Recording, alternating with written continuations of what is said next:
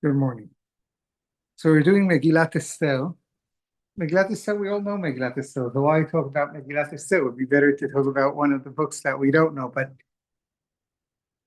Megillah Esther is such a fascinating book. We have to talk about Megillah Esther. We saw when we discussed, I think it was Iyov, then not Iyov, it was Shir HaShirim. Then we saw Megillat Esther was mentioned in one of the sources that I brought, like, by the way. And that is that there was a question whether Megillat Esther should be part of the Tanakh or not. And in fact, the Gemara mentions it in the Bavli and the Yerushalmi a few times. And that is that Esther comes to the Chachamim and says, Kitvuni ledorot. Let's put my Megillah into the Tanakh for generations. And Chazal were very weren't sure whether that could be done or not, whether the Tanakh is still actually an open corpus or maybe it's already shut. Who knows what? And then they found a way that, or a reason, or a source that it actually should be part of the Tanakh. But why was it so important? Why is it so important that Megillat Esther would be part of the Tanakh? We have many magnificent stories that are not part of the Tanakh. Some of them we know about, some of them were probably forgotten with the years because they weren't part of the Tanakh and they weren't part of other books that were later written. So why Megillat? The story of Hanukkah is not part of the Tanakh, right? Why the story of Esther? What is so important? So this is a question that we ask again and again. Each book in the Tanakh has its unique message, without which the full message of the Torah would not be, the message of the Torah would not be full. So you need the element that Esther adds to the picture. So what is the element that is added? So first of all, when we look at the Megillah, what do we see? We see a miraculous story of Am Yisrael being saved by Hashem, right? We were under the danger of being destroyed, and Hashem saved us, even though the name of Hashem is not mentioned even once in the Megillah. But we read it with eyes of emunah, and we say, yes, it was Hashem that was standing for us, and eventually we were saved. But we have many such stories. I don't know, many, but there are other episodes in history where we were almost destroyed and Hashem saved us. We even have some of those episodes in the book of Shoftim, in the book of Melachim. What is so special about the story of Esther? So one possibility could be that this is to reiterate what the Torah already says. That Hashem looks after us. One might argue, where does Hashem look after us? And as he said, but when he throws us out, we're on our own until we get back, if we manage to get back. But when we're out there, we're out there. Hashem is not with us. Comes Megillat Esther to say, no, Hashem is with us even in the Galut. That is a possibility. Perhaps Rav Sadia Gaon and others went in that direction and saw that as the main message of the Megillah. But there could be another message of the Megillah. We could read the Megillah not as a story of Hashem saving the Jewish people, because after all, Hashem is not mentioned in the Megillah. So perhaps the focus is different. Hashem is alluded to in the Megillah, right? Chazal say that in Perek Vav, when Nadeda Shnat HaMelech, so HaMelech is Malko Shel Olam. So Hashem is definitely behind the scenes, but it's not explicitly mentioned. And it could be because the main players in the Megillah are the people. And what is it about the people that is so fascinating? Perhaps the Megillah could be read as a story of identity. And identity in the Megillah is so important because unlike all the other, or almost all the other books of Tanakh, but even, we could say more than all the other books of Tanakh, because even the books of Tanakh that include the Galut, let's say Yechezkel is written in the Galut, but it's written about Am Yisrael when they'll come back. He writes about Beit HaMikdash, he writes about other episodes. Sefer Megillat Esther refers to the Jews only in Galut. It has no mention of Am Yisrael going back one day or anything like that. So it's clearly a book that is happening in the Galut and that is talking to the Jewish people in Galut. And what is the message of this book. So first of all, what is the most difficult thing in Galut? The most difficult thing in Galut is to retain our identity. And as we said, whether we sin or not, we are living as a people. So we sin, and then the next generation we do tshuva. It's terrible to sin, but we are still a people that are able to do tshuva. In Chutz La'aretz, we might sin in such a way that we lose our identity, and then there is no one to do tshuva, right? There are many people, some people say that in Spain, in Portugal, there are many people that are of Jewish descent. Some people think it has meaning. I don't think it has any meaning whatsoever, because what meaning should it have? They're not Jewish in any way. They're not living, the Jewish identity doesn't play a role. The fact that who knows how many generations ago there is Jewish blood in there. Well, Esav also had Abrahamic blood in his, and Yitzchak blood in his veins. Yeah, but it's called Zera Israel. And then Zera Israel might work 1 or 2 generations, not more than that. Why? We have today Zera Israel. We have people in South America, in Brazil and all these that are dying to be converted. The rabbinate doesn't want to convert. Yeah, I don't think it has any meaning, any significance. Why would it make a difference? Who cares that they had a great grandfather that one day would.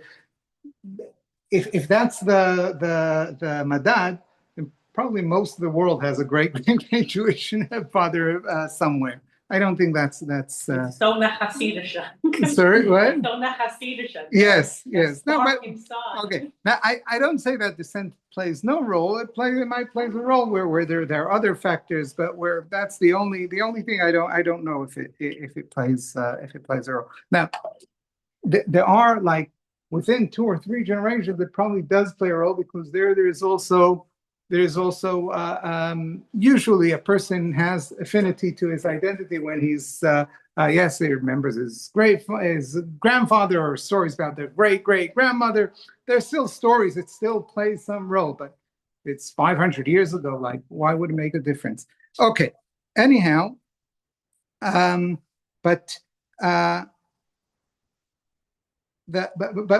main point that I'm making is that in Chutz La'aretz there is the danger of hitbolelut, of hitbolelut, assimilation in the other people, and that's it. Am Yisrael loses its identity, or individuals of Am Yisrael lose their identity. That is less a problem in Eretz Yisrael. Soon I'll talk about that. Maybe it's also a problem in Eretz Yisrael nowadays, but at least it's not as explicit in Eretz Yisrael. Now, so I think if we read the Megillah that way, we could see the Megillah having a story about identity with the main characters, who are the main heroes of the Megillah. There are 2, Mordechai and Esther. And through playing with Mordechai and Esther, then the Megillah tells us a complex story about identity. So first of all, both of them are steeped very deeply in Persian culture and politics and whatever it is, right? So, but there is a big difference between them, and the difference has to do with their relation to their Jewish identity. So Mordechai is introduced to us in Perek Bet. Perek Bet, let's read Psukim Hey Ad Vav. So Ish Yehudi Haya B'Shushan Abira, Ushmo Mordechai ben Yair ben Shimi ben Kish Ish Yemini, Asher Ugla Yerushalayim Agula Asher Ugletayim Yechonia Melech Yehuda, Asher Egla Nebuchadnezzar Melech Bavel. This is a person with history, with a rich biography, with an identity. Ish Yehudi, he's Jewish, right? Now, Haya b'Shushan Abira. He is in Shushan Abira, and soon we'll see that he's B'Shar HaMelech. He even plays a very important role. But his identity is Yehudi, and is Shmo Mordechai ben Yair ben Shimi. He knows his yichus, and it's part of his identity. And it's important when we meet him for the first time that the Megillah tells us all of his yichus until Kish. Ish Yemini, what Shevet he comes from. He's from the house of Shaul. He's a very important person. Asher Hoglam Yerushalayim. He also has a biography that is meaningful. He comes from Yerushalayim. He is in Shushan, but he's from Yerushalayim, right? Asher im hagola she'ogleita im Yechonיה melech Yehuda. With the Gola, he's part of a group that remember their shared identity and goes back to Yechonיה melech Yehuda. Okay, so all of this is mentioned to us when we meet Mordechai. And then we meet Esther in Pasuk Zayin. ויאמנת הדסה היא אסתר בת דודו כי אין לה אב ואם והנערה יפתור וטובת מראה ובמות אביה ואימה לקחה מרדכי לא לבד. Okay, so he has an adopted daughter. What's her name? Esther. Oh, Hadassah. He Esther. Okay, first of all, Hadassah, Esther. Oh, two names. What are we talking about? Two names. Okay, we'll get to it. Exactly, we'll get to it in a moment. Very good. Sorry. So Mordechai. So also Mordechai. Some say right. It comes from but that the Gemara doesn't tell us. But the Gemara does refer to Esther's name, and one of the explanations is exactly that. Hadassah was her Hebrew name, and Esther was her Grecian name, Al Shem Esther. Al Shem, there is a Persian goddess named Esther, and that Hadassah is also based on the Persian. That name Hadassah. I know that is right. Sounds the same, right? Also, Mordechai is in English it's a star, but Ashtar. Okay, thank you. So the Gemara explicitly say that was her name. So she has a Jewish name, a Goyish name, and we are told that. Ki en la avahem. She has no father and mother. Okay, but who they were? Because also Mordechai, I assume he was already an old person. Maybe he also didn't have an avaim. But we are told who his ancestors are until Binyamin. Esther, we just say Ki en la avaim. No, it's not important. She doesn't have. So it's not only that she was an orphan; she was also a spiritual orphan. She doesn't have en la avaim. Not really her uncle. Like it's not. He might be her. He might. Already telling you. Yeah, but okay. So who's her father? Okay, that's specific. But then the grandfather is still. Okay, so in a roundabout way, but we're not saying okay, and okay. So we have Esther, we have Mordechai. So the one is grounded, a lot of roots, a rich identity, and the other one ein la avaim. She's Esther. She's Hadassah. A bit of that. Okay. Now, as we said, Mordechai is also in the palace, and we're told about it again and again. So in Perek Bet Pasuk Yutet, we have. Sorry.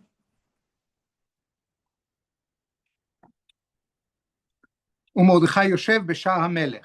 Right, so Mordechai is Yoshev B'Shar HaMelech, but he is also Yehudi, right? When Haman is very angry, he has a plot with Mordechai, then he knows that Mordechai is Yehudi. Ki hidu lo asher hu Yehudi. Everyone knows that Mordechai is Yehudi, and therefore, when Mordechai does something to Haman knows it's not me against Mordechai, it's me against Mordechai HaYehudi. Mordechai stands as a proud Jew already from the beginning of the Megillah. Esther is a bit more ambiguous. Well, maybe not even ambiguous, because when she first comes to the Armon, then twice we are told in the palace, Ein Esther Magedet, right, in Pasuk Yud, Perek Bet Pasuk Yud, Lo higida Esther et hamavet moladta. Now, true, Ki Mordechai tziva asher lo tagid, and we'll have to say something about that in a minute. But she doesn't let anyone. She's a hidden Jew. No one knows she's Jewish. Now, for a Jewish girl, a good Beis Yaakov girl would go somewhere. She doesn't have to say she's Jewish. Everyone would know she's Jewish, right? She's dressed in a certain way. She wakes up in the morning and davens, right? She does what Jews do. She eats only kosher. How could someone hide being Jewish if they're actually Jewish? That's very difficult. But Esther could. So that also gives us an idea about her Jewish identity at the moment, right? And then again, now it mentions it twice, and it's mentioned twice because it wants to emphasize it. Ein Esther maged in pasuk kaf again. Ein Esther maged et moladta ve'et ama. Okay. Now, it continues in pasuk, or before that in pasuk tetvav.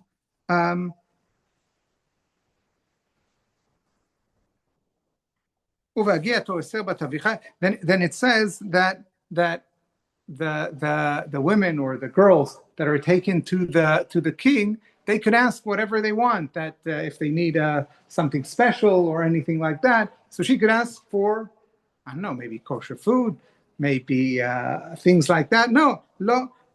ובהגיע אותו אסתר בת אביחיל בן מרדכי אשר לקח לו לבת לבוא אל המלך, לא ביקשה דבר, כי אם את אשר יאמר הגיא סריס המלך שומר אנשים. So whatever Haggai says, she complies. She has no will of her own. You see that this lack of identity runs very deep. It's not that she has a different identity. She seems to just go with the flow.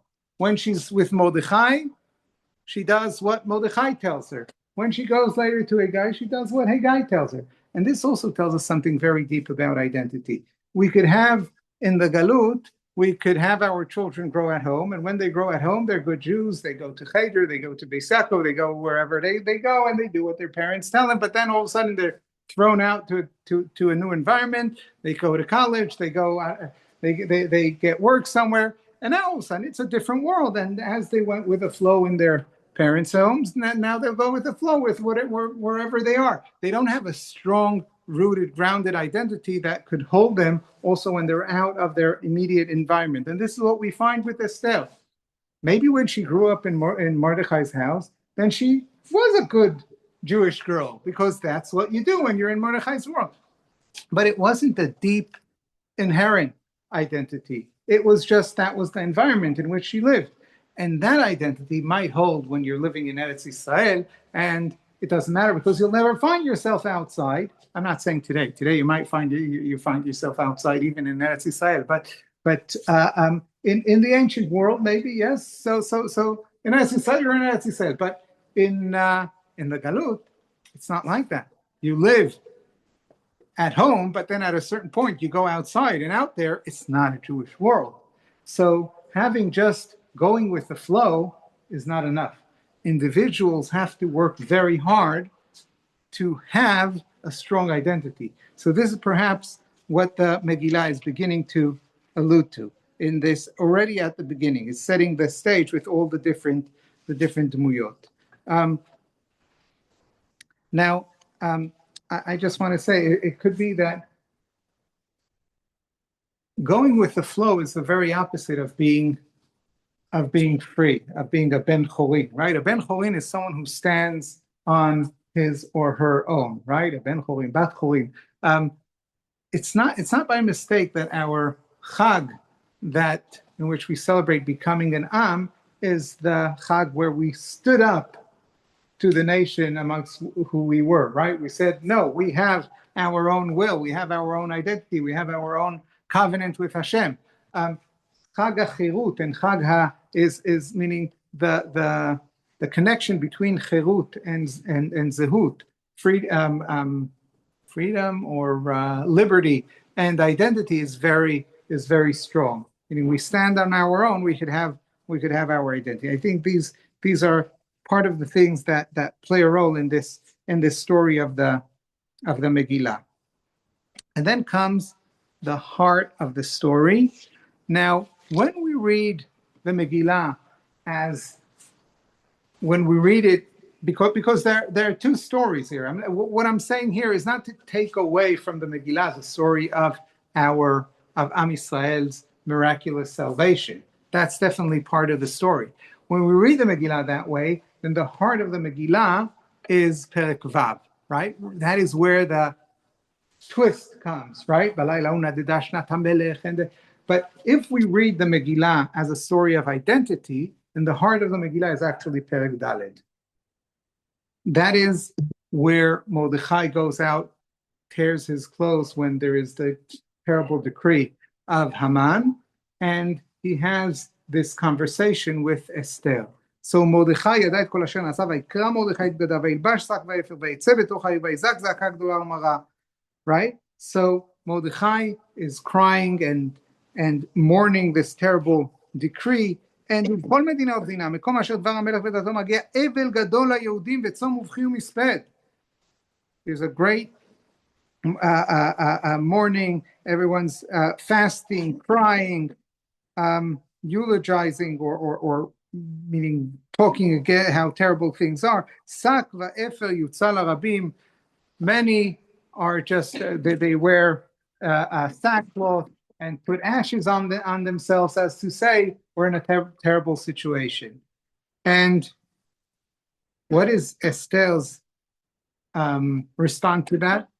ותתחלחל המלכה מאוד ותשלח בגדים להלביש את מרדכי ולהסיר שקו מעליו. Esther said, this is not proper. This is not how you behave. What are you doing? You're crying in the middle of the street like a lunatic, putting sak va'efer, and you shouldn't be doing these things. It's not proper behavior. You should put on us. So Mordechai is crying. The Jews are about to be all annihilated, and Esther sends him a new suit. Right? And and now starts the whole discussion between them. And perhaps this is now we could see from the conversation what world Mordechai is in and what world Esther is in. So again, both Mordechai is also Yoshev B'Shar HaMelech, but when there is something going on with the Jews, then he's with the Jews, right? Sak va'efer yutzal harabim. Then Mordechai also, vayikra Mordechai et bgadav, vayilbash sak va'efer. He even leads the Jews in this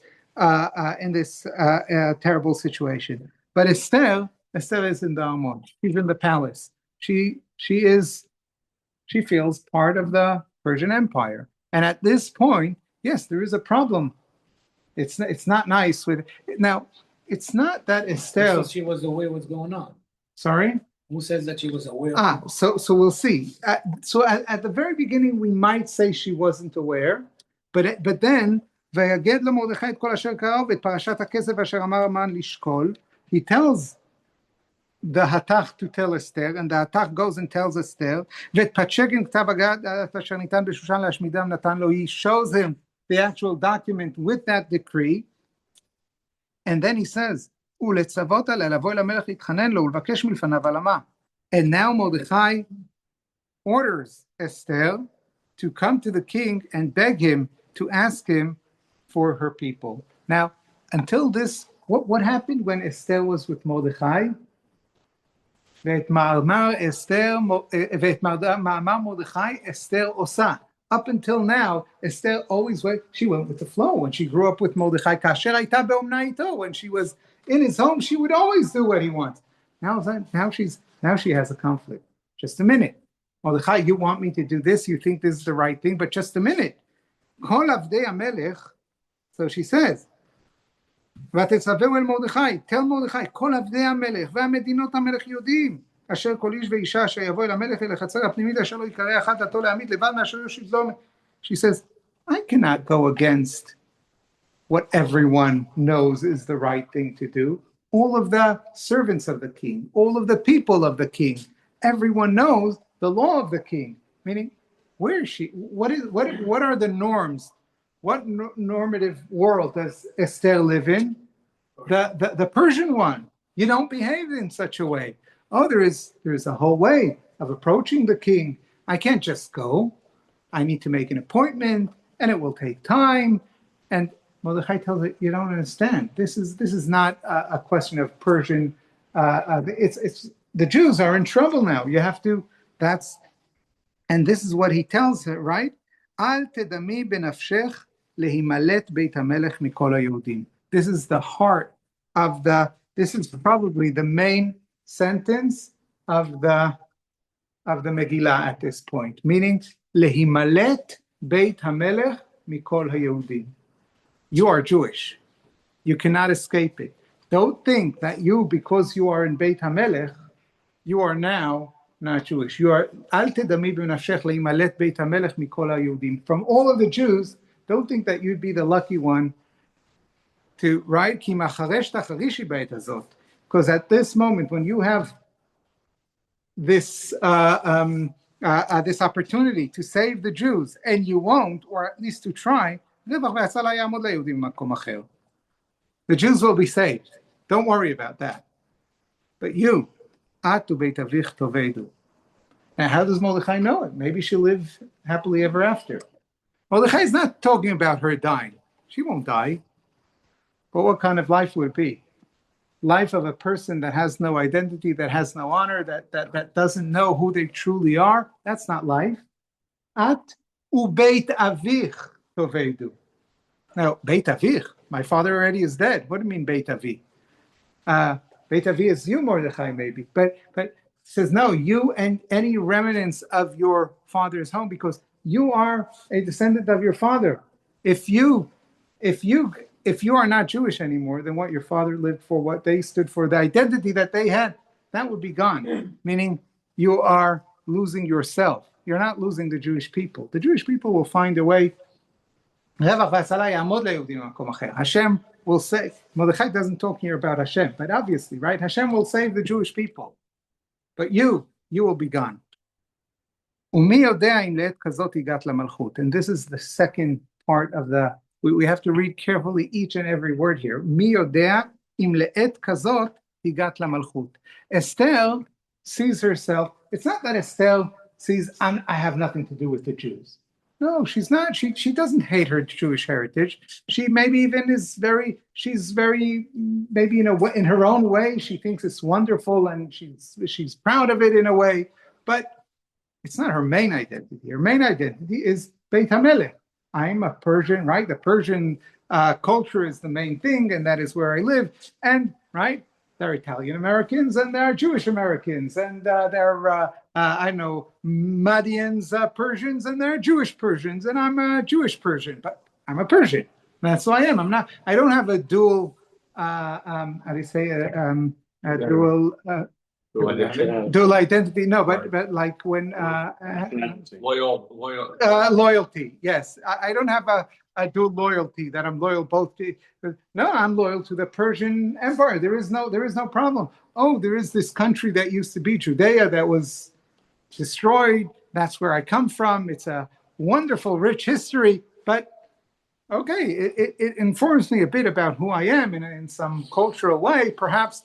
But I'm first and foremost a Persian. And this is what Mordechai, this is, I think, how we have to read. I'm sorry.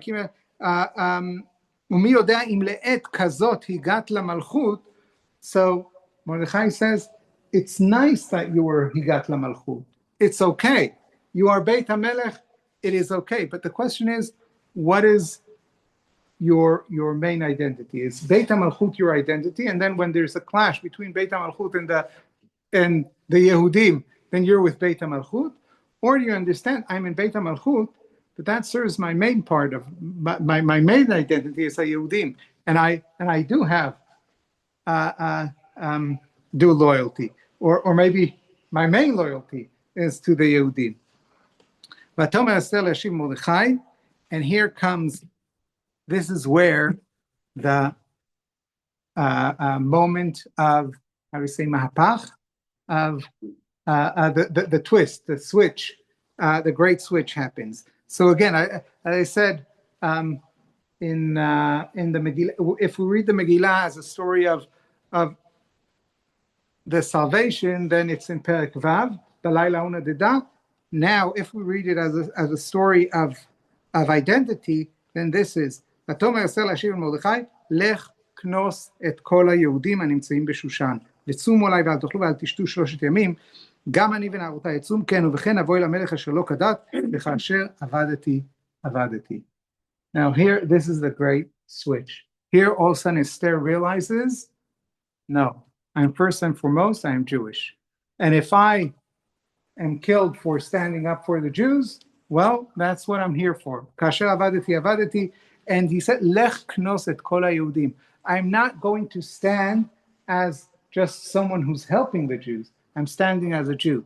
and therefore I want to stand there with all the Jews behind me. So לך כנוס את כל היהודים וצומו עליי ואל תאכלו ואל תשתו 3 ימים וגם אני ונערותיי second. We are all in this together, and I'm there as one of us. And at this moment, this is the moment of the Mahapach, the great switch is not a strong enough word. What is there any? I'm sorry, what? Turnaround. Thank you. This is the great moment of turnaround, maybe of tshuva, return, right?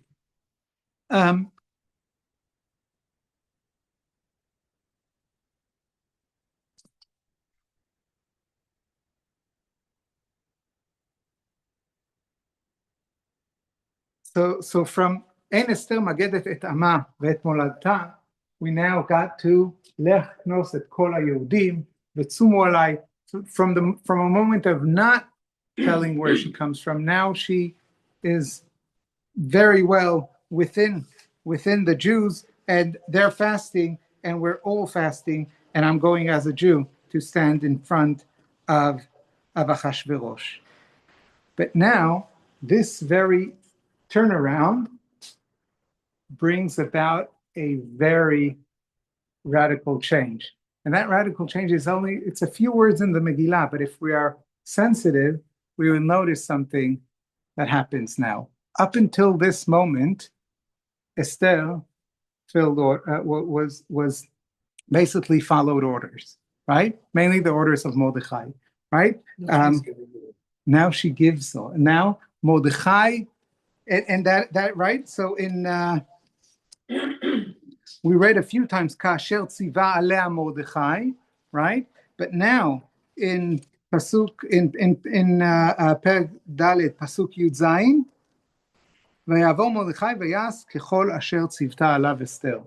Now that Esther has an identity, she has a say.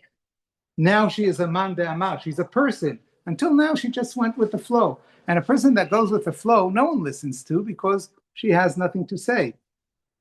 But now she has something to say because she's standing up.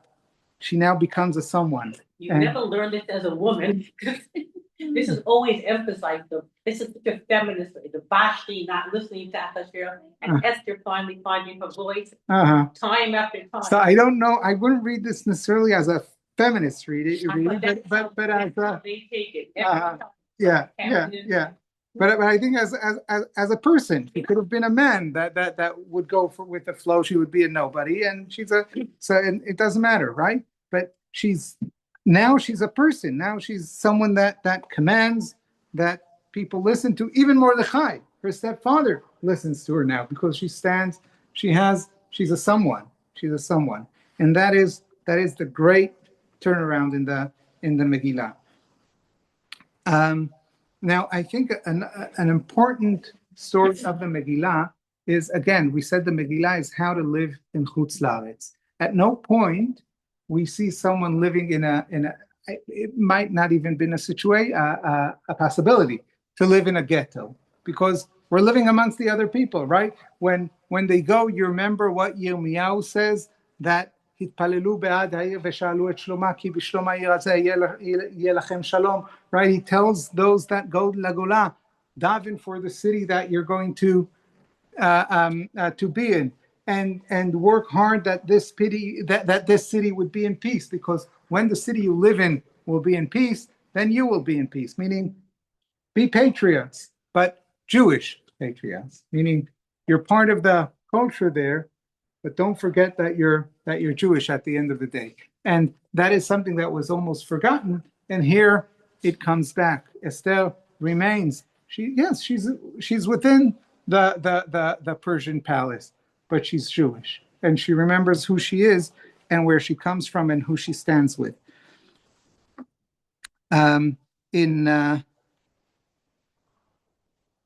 Now she uses the Armon for her people, right? The palace for in Pasuk in Perek Zayin. Yes, now I'm going over to Perek Zayin, and in Pasuk Daled, right?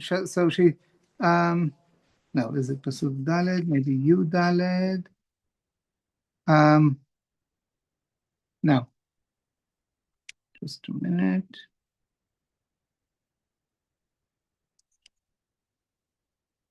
Oh, I was looking at the wrong פרק, sorry.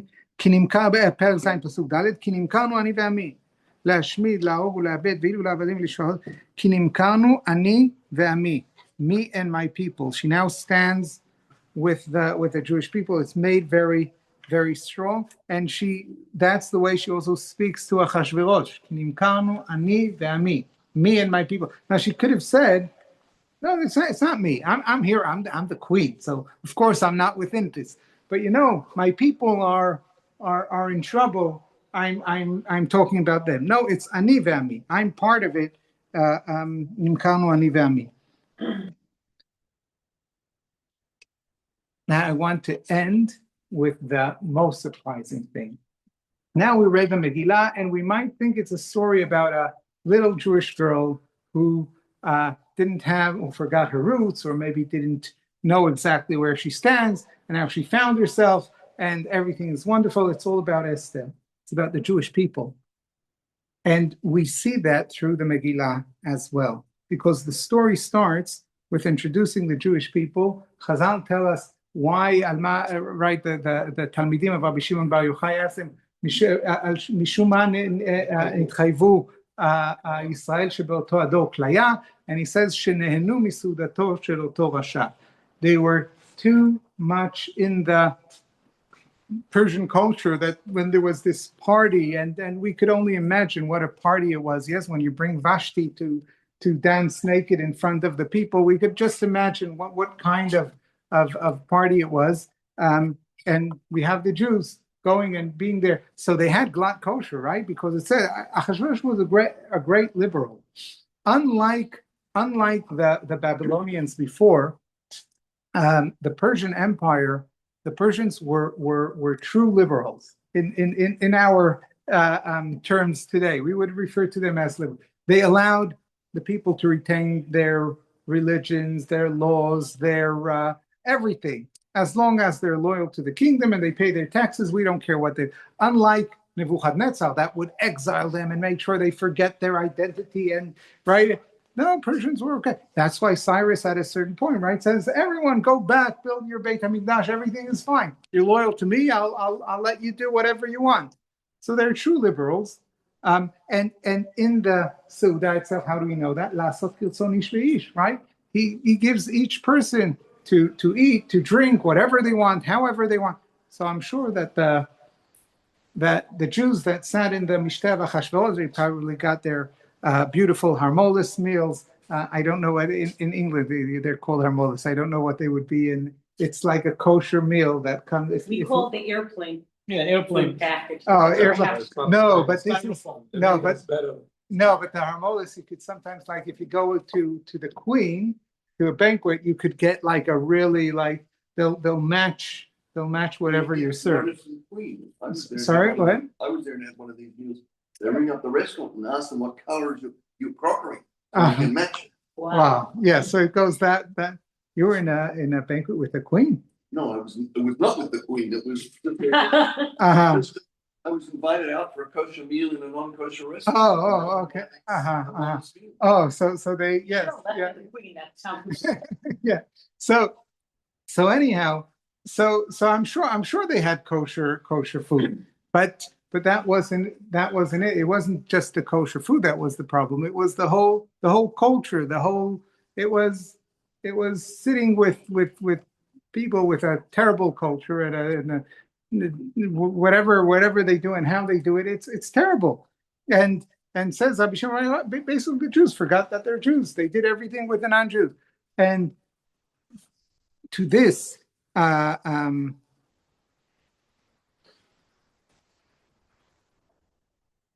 so at the beginning, when Haman talks about the Jews, he speaks about Yeshno Am Echad Mefuzar Umeforad Bechol Medinot HaMelech, right? Mefuzar Umeforad. Mefuzar Umeforad is the key thing to all their whenever we're told about, they're spread amongst the people. They're spread amongst the people. But then when Esther talks about the Jews, Lech Knos et Kol HaYehudim. Now all of a sudden the Yehudim that were Mefuzar Umeforad, bring them together. So Esther standing up is not only Esther standing up, by her standing up on our own, she was able to bring the whole Jewish people together. And that is a true revolution. How one person, right? We think, well, what would it do if I do tshuva? If I'll be a better Jew? Okay, so one Jew will be a better Jew. No, one Jew becomes a better Jew, then it has how do you say, like when throwing a stone into it has a ripple effect. It really makes a big difference. It changes the Jewish people. And at the very end, the Rabbim, where is it? It gets to such a point that everyone, until now, right, Jews wanted to be Persians. Now all of a sudden, people want to be Jewish, right? Meaning, when Jews stand proud and have their own identity, then people want to be with you.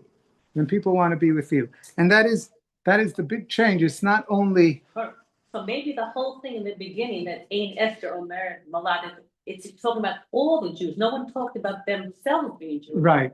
She was totally like any other. She wasn't special in that sense. Right. She was like. Then she had both sides. Who were the Jews? Maybe they didn't even want to be. Yeah. You imagine being Jews. Right. We could imagine, right? Jews in America, beginning of the 20th century, right? They come, they change their names, they change everything. They don't want people to know that they're Jewish. They try very hard to change their accent, right?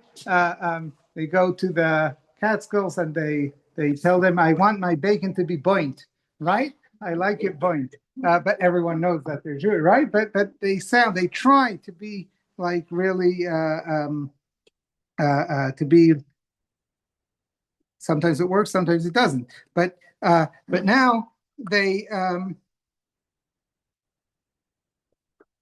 and now comes a small thing that if we're not sensitive, we barely pay attention to it.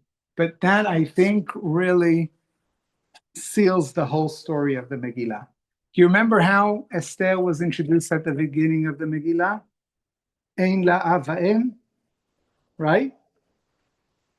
But then we look at the end of the Megillah, Perek Tet, Pasuk Kaftet.